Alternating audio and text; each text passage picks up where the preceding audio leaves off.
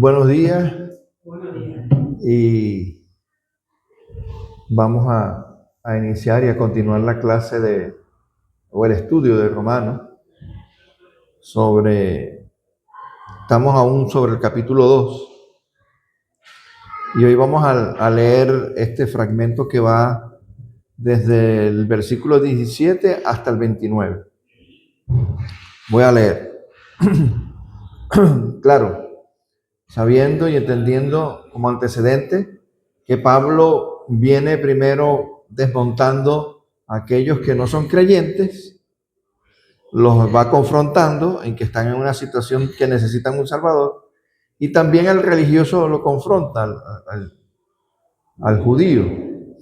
Y entonces, aquí, previo al capítulo 17, en nuestras Biblias dice los judíos y la ley, ¿no? Y dice, he aquí, tú tienes el sobrenombre de judío, el sobrenombre de judío, y te apoyas en la ley y te glorías en Dios, y conoces su voluntad e instruido por la ley apruebas lo mejor, y confías en que eres guía de los ciegos, luz de los que están en tinieblas, instructor de los indoctos, maestro de niños, que tienes en la ley forma de la ciencia y de la verdad. Tú pues que enseñas a otro, entonces ahí empieza a confrontarlo, ¿no? Tú pues que enseñas a otro, no te enseñas a ti mismo. Tú que predicas que no se ha de hurtar, hurtas. Tú que dices que no se ha de adulterar, adulteras. Tú que abominas de los ídolos, cometes sacrilegio. Tú que te jactas de la ley y con infracción de la ley deshonras a Dios. Porque como está escrito, el nombre de Dios es blasfemado entre los gentiles por causa de vosotros. Pues en verdad la circuncisión aprovecha si guardas la ley, pero si eres transgresor de la ley, tu circuncisión viene a ser como una incircuncisión. Si pues el incircunciso guardare las ordenanzas de la ley, no será tenida su incircuncisión como circuncisión. Y el que físicamente es incircunciso, pero guarda perfectamente la ley, te condenará a ti, que con la letra de la ley y con la circuncisión eres transgresor de la ley. Pues no es judío el que lo es exteriormente, ni es la circuncisión lo que se hace exteriormente en la carne, sino que es judío el que lo es en lo interior. En la circuncisión es la del corazón, en espíritu, y no en letra, la alabanza de la cual no viene de los hombres, sino de Dios. Amén. Amén. Bien, este pasaje es un poco más extenso, pero vamos a ir avanzando rápidamente sobre esto, ¿no? Esta es una parte clave del argumento de Pablo porque el apóstol comienza confrontando la confianza religiosa externa que tiene la persona que se considera, pero esto, claro, lo vemos como el judío, pero es que hasta hoy en día podemos aplicarlo a nosotros mismos. O sea, este pasaje lo podríamos comenzar como es aquí, tú tienes el sobrenombre de cristiano en vez de judío. Y empiezas a confrontar a la persona con estas cosas y es lo mismo. O es aquí que tú tienes el sobrenombre de católico, o es aquí que tú tienes el sobrenombre de... Y lo puedes confrontar. ¿Por qué? Porque el religioso siempre va a ver es lo que hace externamente, no entendiendo, buenos días, no entendiendo que lo que ve Dios es lo que dice allí al final.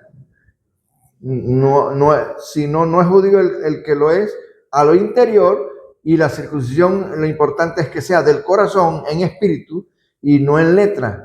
Y fíjense que dice que recibe alabanza del cual no viene de los hombres sino de Dios. O sea, esta persona que conserva en su interior la ley perfecta de Dios, pero en su interior este es el que recibe más bien alabanza de parte de Dios. Entonces, ¿de qué habla este texto? El pasaje trata principalmente sobre la incoherencia entre el conocimiento religioso y la verdadera práctica religiosa.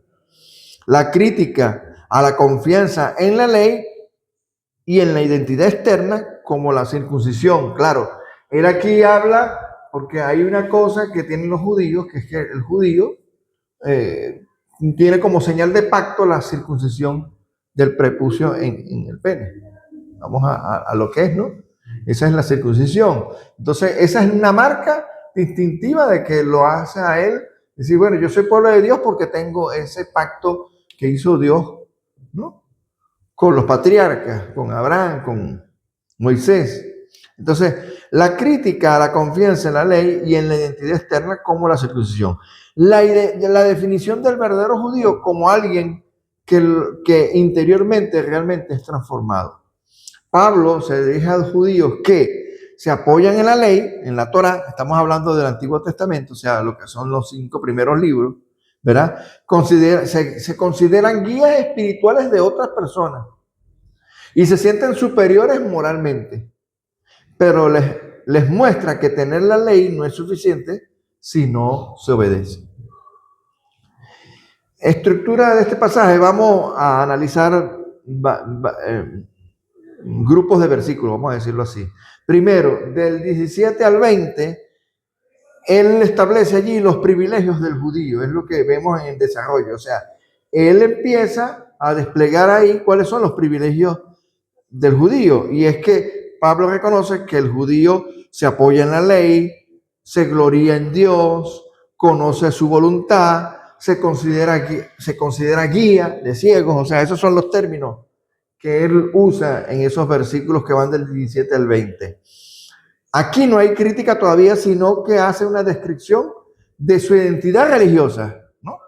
O sea, empieza a decir, bueno, y tú haces esto, pero después viene la crítica, que van de los versículos 21 al 24. Entonces aquí comienza el punto fuerte porque empieza a confrontarlo.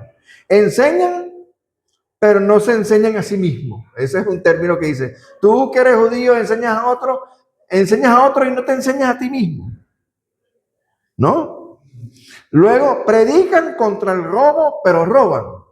Por ejemplo, condenan el adulterio, pero lo cometen, ¿no? Tú que hablas del adulterio, enseñas sobre el adulterio, tú mismo eres adúltero.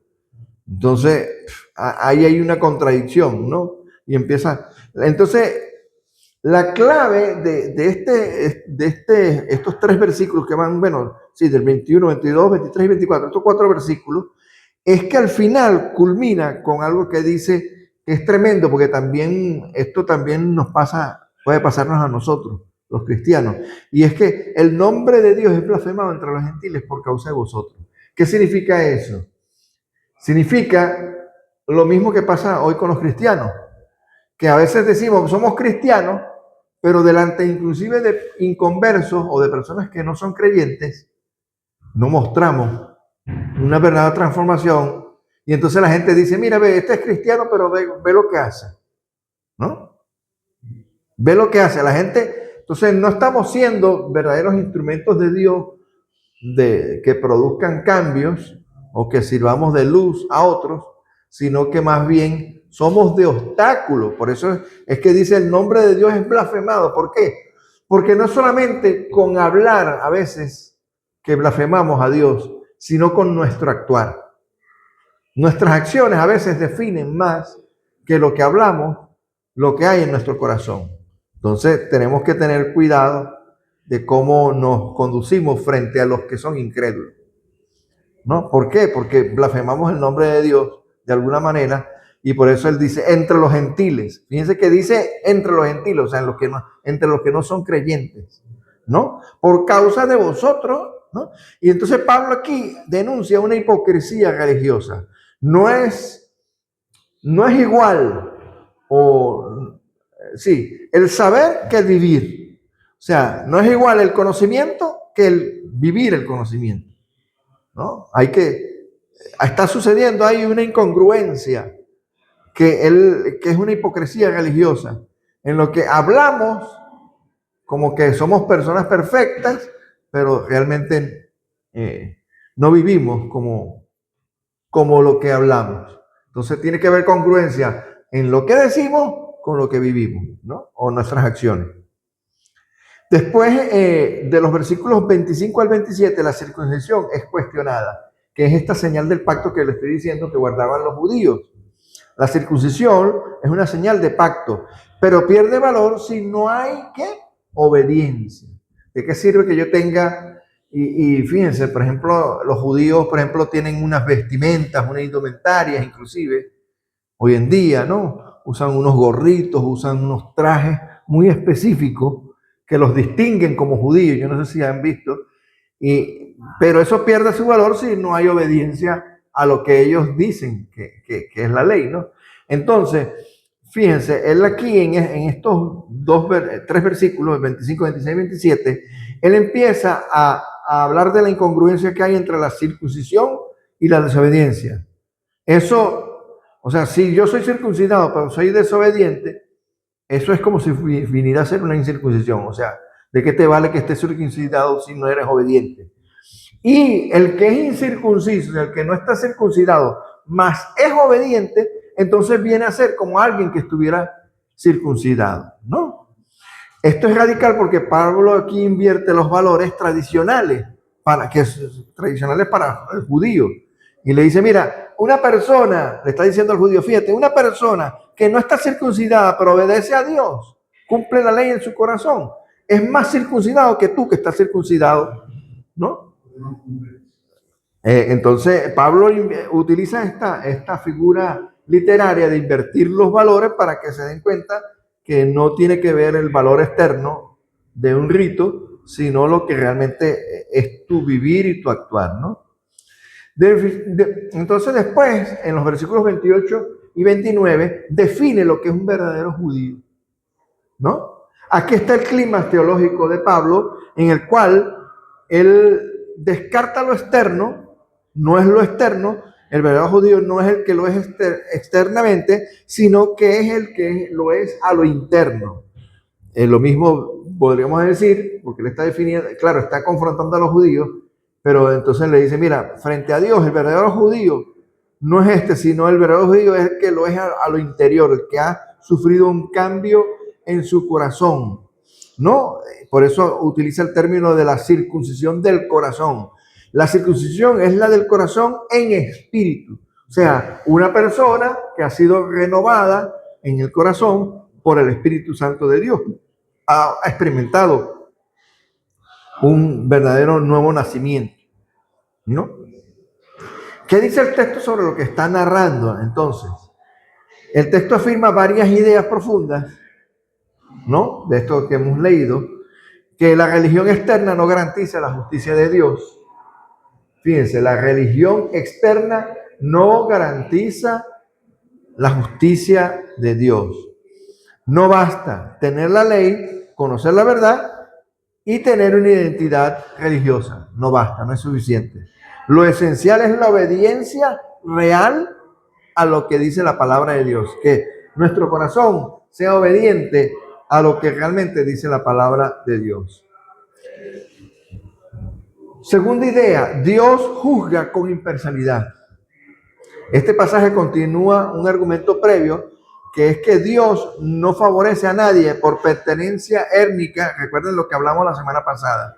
No porque tú seas, pertenezcas a Israel o seas judío, israelita, eso te hace pueblo de Dios, o una pertenencia religiosa en el hecho de que, mira, yo me congrego en tal iglesia y por eso soy pueblo de Dios, sino que es lo que decimos, ¿no? La verdadera circuncisión del corazón, lo que viene diciendo Pablo, y la verdadera transformación que ha sucedido a lo interior de la persona, que lo hace obedecer la ley de Dios. ¿Cuál es la tercera idea? La verdadera identidad es interna, y ser parte del pueblo de Dios no es algo biológico. La pertenencia al pueblo de Dios no se hereda por nacimiento. Esa es otra cosa que decíamos también y hablábamos la semana pasada. Poníamos el ejemplo de que un hijo de un pastor no necesariamente puede ser cristiano si el hijo no ha sufrido una transformación. O sea, un pastor no puede hacer herederos a sus hijos de una fe. Lo que la fe no se hereda, sino que se adquiere, se recibe, ¿no? Tampoco tiene que ver el ser parte del pueblo de Dios el hecho de que yo practique una serie de rituales. No es ritual, ritos externos, no definen una verdadera identidad espiritual. Y eso inclusive puede ser oración, o sea, no toda persona que ora pues, quizás sea creyente, por hablar de rituales o prácticas externas, ¿no? Entonces, claro, por supuesto, aquí Pablo, como está confrontando a judíos, habla es de la circuncisión, que es una señal o una marca que claramente tiene todo judío. Entonces, no es ritual, no tiene que ver con ritos externos, sino que definen una verdadera identidad espiritual. O sea, estas marcas, estas prácticas no es lo que define una verdadera identidad espiritual, sino que es espiritual la verdadera identidad interna y introduce la idea de que tiene que haber una transformación en el corazón. O sea, que tiene que haber habido una verdadera transformación en el corazón del individuo. Cuarta idea, la ley revela es el pecado, no la soluciona. Algo que también hablamos la semana pasada, de que el hecho de que conozcamos la ley, que sepamos qué es la ley, eso no nos sirve frente al pecado. Lo que ayuda contra el pecado es la transformación a lo interior. Simplemente la ley es que, la semana pasada hablábamos del ayo, de aquel esclavo que te lleva a identificarte de que tú realmente estás en un problema de pecado, que tú tienes que, o sea, la ley lo que hace es llevarnos a que, oye, yo definitivamente por mí mismo no puedo justificarme frente a Dios cuando veo la ley y necesito un Salvador. Plantea, es más bien la necesidad de un Salvador. Aunque no lo dice explícitamente aquí, se ve implícito. ¿Por qué? Porque da una responsabilidad aumentada. Tener la ley aumenta la responsabilidad. Fíjense una cosa. El hecho de conocer la ley más bien debería imponer en quien conoce la ley de que tiene mayor responsabilidad frente a Dios. A diferencia de alguien, un gentil o alguien inconverso que no conoce ni siquiera la ley de Dios. Porque esta persona, sabemos que aunque argumente el día del juicio de que, bueno, yo no conocía la ley, yo no sabía esto, no tiene excusa, ¿no? Frente a Dios, pero tiene menor grado de pecado, aunque también tiene pecado, pero tiene menor grado que aquel que conoce la ley y conociendo la ley no la practica porque no ha sido reformado a lo interior. Entonces, tener la ley aumenta aún mayor, le pone aún mayor responsabilidad frente al judío, ¿no? Sin garantía de obediencia, esa es otra cosa que revela esta idea, es que la ley no te garantiza obediencia, pero no garantiza la obediencia, ¿no? Vamos ahora a lo siguiente, temas teológicos que plantean estos versículos que hemos leído. 1. La hipocresía religiosa. Pablo denuncia la desconexión entre la doctrina y la vida. Debemos tener una vida conforme a nuestra doctrina, a lo que practicamos, a lo que decimos. No es decir una cosa y vivir otra, ¿no? Fíjense otra cosa que también revela este pasaje. Ahí es un esquema, ¿no? Sabemos que, fíjense, aquí está como una intersección de conjuntos, vamos a decirlo así. En matemáticas, esto le llamábamos intersección de conjuntos, pero es algo gráfico que nos muestra algo importante, ¿no? De un lado están los judíos y de otro lado están los gentiles, ¿no? Pero hay una intersección entre judíos y gentiles. En esa intersección, que es la intersección frente a Dios, todos somos pecadores, tanto judíos como gentiles. Todos estamos en pecado y necesitamos ser liberados, ¿no? ¿Por qué? Porque estamos esclavizados al pecado y necesitamos que alguien nos liberte del pecado. Y ese es Jesucristo. Es lo que Él está. Entonces, tanto judíos como gentiles están bajo pecado. Es el tema central de todo lo que hemos abarcado hasta ahora, desde el capítulo 1 y el capítulo 2 hasta parte del capítulo 3. Es el tema central. La universalidad del pecado, o sea, como todos estamos bajo pecado, hemos sido concebidos bajo pecado. Otra cosa que plantea teológicamente esto es cómo hay una realidad interior frente a una realidad exterior. Dios valora el corazón, la intención, también pudiéramos decir la motivación. O sea, ¿cuál es la motivación de mis acciones? ¿Qué me motiva a mí a hacer determinadas acciones? ¿Es el Espíritu Santo o es la carne? Por eso Pablo habla, por ejemplo, en Gálatas, siempre confronta a los Gálatas con, oye, yo veo que ustedes son carnales, dice este término. ¿Por qué? Porque la motivación allí de las personas es más carnal que espiritual. O sea, se deja llevar por lo que percibe carnalmente y no por lo que pudiera percibir espiritualmente por medio del Espíritu Santo. Entonces, Dios valora, es el corazón, la intención del corazón. Y recordemos algo, un pasaje muy importante que Jesús usó en sus tiempos de ministerio, que era que confrontaba a los judíos diciendo, no es adúltero solamente aquel que consuma el acto del adulterio, sino que aquel que codicia a la mujer de su prójimo ya adulteró en su corazón. ¿Recuerdan? O sea, les puso ese ejemplo. ¿Por qué? Porque no es que tengas que llegar a consumar el acto, sino que aún en pensamientos nosotros podemos pecar delante de Dios. Y Dios conoce nuestros pensamientos.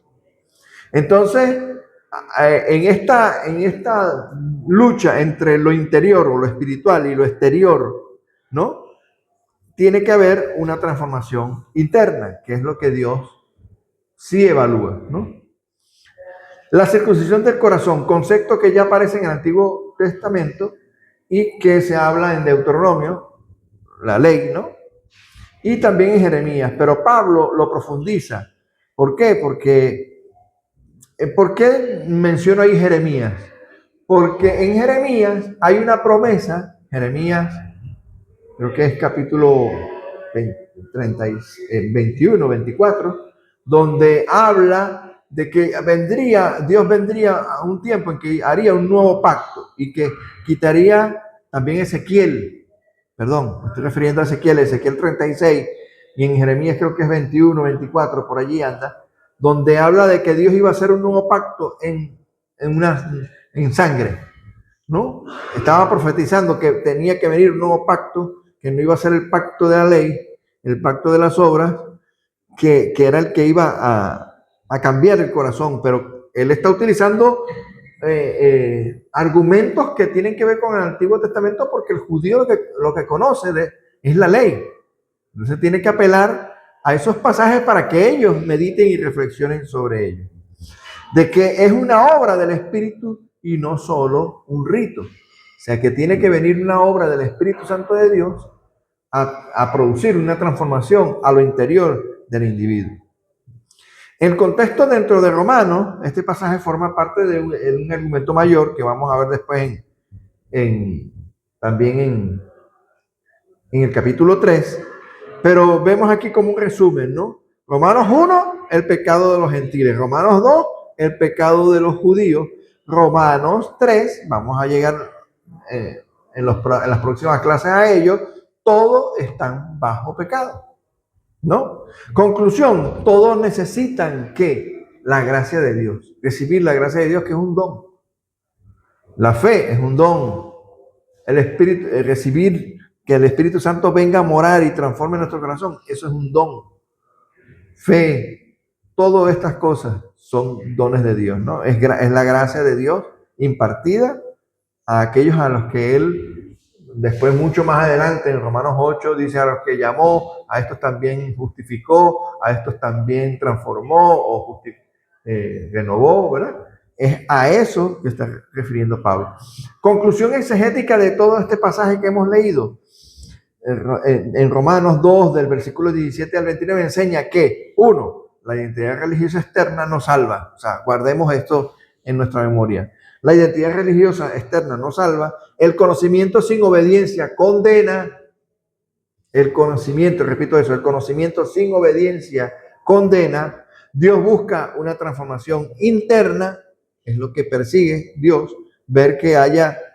Y el verdadero pueblo de Dios es definido espiritualmente, no étnicamente, ni ritualmente, o sea, no tiene que ver con prácticas, con lugares donde acudimos, nada, porque inclusive a veces atribuimos hasta valores. Yo no sé si ustedes han percibido alguna vez que tenemos que tener cuidado cuando a veces nos referimos a los templos o a los lugares donde nos congregamos, porque a veces decimos, aquí está verdaderamente la presencia de Dios. Por ejemplo, pero la presencia de Dios no está referida al local, está referida a todos los individuos o la asamblea que se reúnen en la iglesia, que si tienen el Espíritu Santo morando en ellos, por eso es que está la presencia de Dios. Pero la presencia de Dios no está ligada al local, al templo, sino está ligada a las personas que están dentro del templo. Es que la presencia es manifiesta, la presencia de Dios es manifiesta.